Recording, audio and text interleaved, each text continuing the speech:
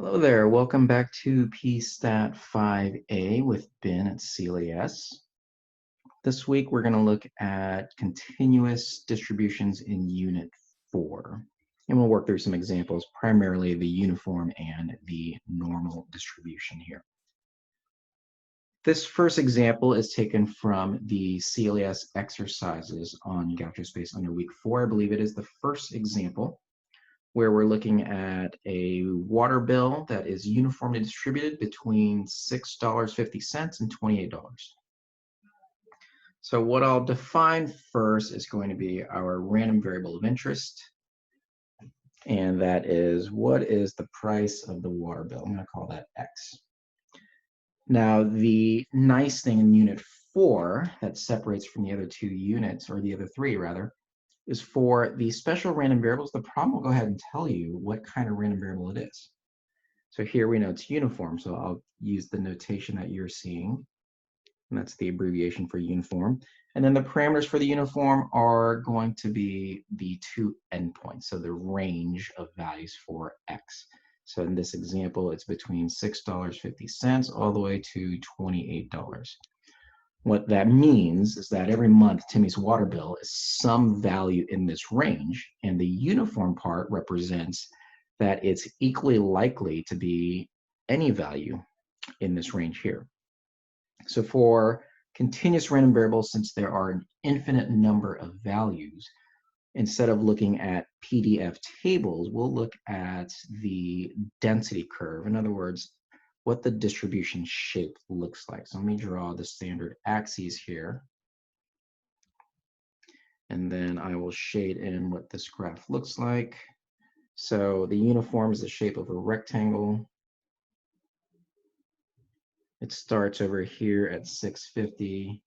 It ends at 28. And one of the things you'll notice is because the height is constant, then there's a formula that's associated with it, which is simply 1 over b minus a. Let me erase that and make it look neater.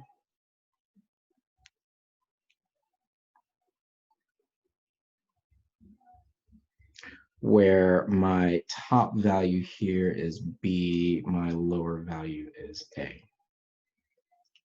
So what I'm highlighting here is the height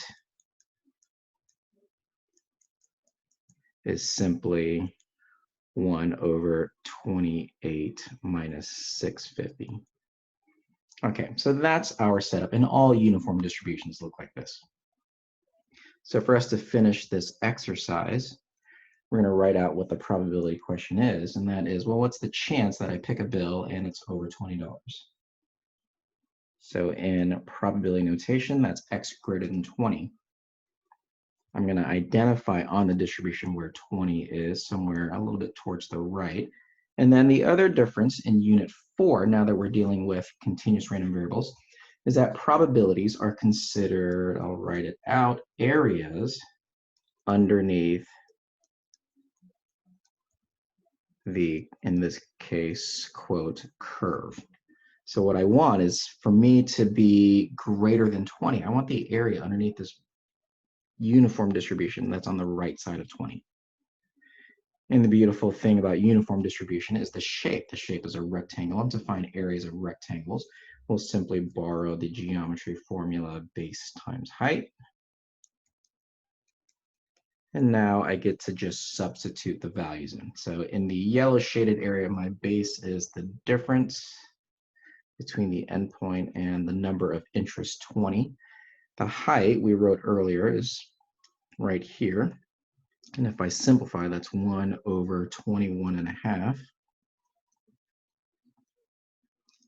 And now by simply multiplying, I see the probability is around 0.3721.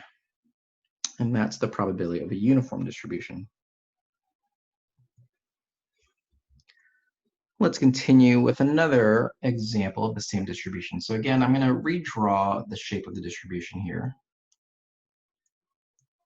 So I've got all my values on the horizontal axis. I've got the distribution here that goes between 650 and 28. And then earlier we figured out the height of the distribution is 1 over the difference, which we calculate as 21.5. So for this question here, I want to know, well, what's the chance the bill is between 5 and 10?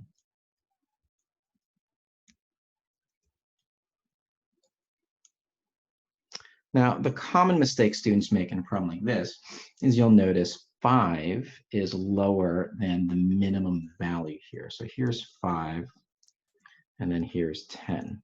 My mistake would be to draw my rectangle going from 5 to 10. And the reason why this is a mistake is that the distribution doesn't even start until 650. So you remember earlier we wrote, and I'll write it over here again, that the distribution is uniform starting at 650 going to 28. So that means I cannot have any value smaller than 650. So I want to ignore this outer part. Let me scratch it out in red here of the rectangle since this can't exist. So the only part I actually want is going to be this yellow part here. So this yellow part is what we're looking for. So I want to be careful that even though the question may extend beyond the range of possible values, my interpretation of it should still fit the original definition. So now if I go ahead and borrow the base times height, my length of the base is the difference between 10 and 6.5. And the height we have already 1 over 21.5. And working through that calculation, the probability is 1/628.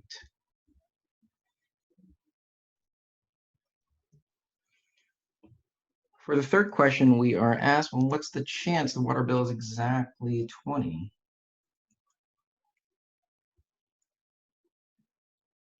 Well, this is kind of a trick question, but more really a conceptual question. And so since x is continuous, and I know, again, it's continuous because it's uniform, then the concept we have here is the probability that x takes on any value is by definition equal to 0. And so that's the concept here. She's not really trying to trick you, but to reinforce that when we're dealing with continuous random variables, we cannot count all of the possible values. Now, I can also examine this geometrically if I go back and just draw my distribution again. So recall I've got this rectangle that starts at 650, ends at 28. And if I'm trying to find the area right at 20, well, it doesn't have any width to it. So basically, this is a line segment. I can't find the area underneath a line segment. So no matter how you look at this, the ultimate concept is that when we're dealing with continuous random variables, the probability that you land at any one particular value is always going to be 0.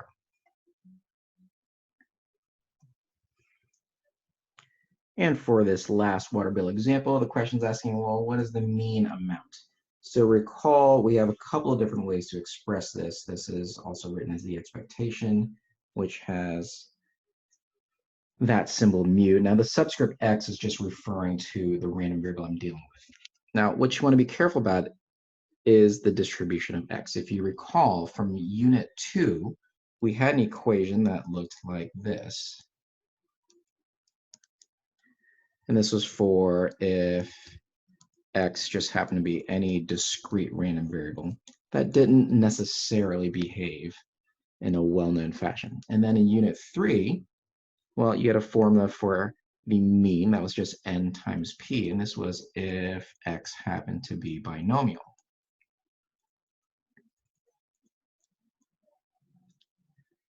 And so the concept here is, well, I want to know what the average value is, and how I calculate the average value is dependent on the type of random variable. But ultimately, I'm just finding out, well, what do I expect it to be? So for a uniform distribution, similarly, we just have a formula that is unique to uniform distributions. And again, the convenience in unit 4 is that the two distributions you're working with, the problem will tell you. So there's no guesswork here. So because I know this x is uniform, I'm now just going to substitute values into the equation for the average. And so I get the a, which is the lower bound, the b, the upper bound. And then that becomes my calculation, which is 17.25. Remember, the units here are dollars. What this is telling me is that if I were to arbitrarily choose a water bill, I would expect to see $17.25. And that is our uniform distribution.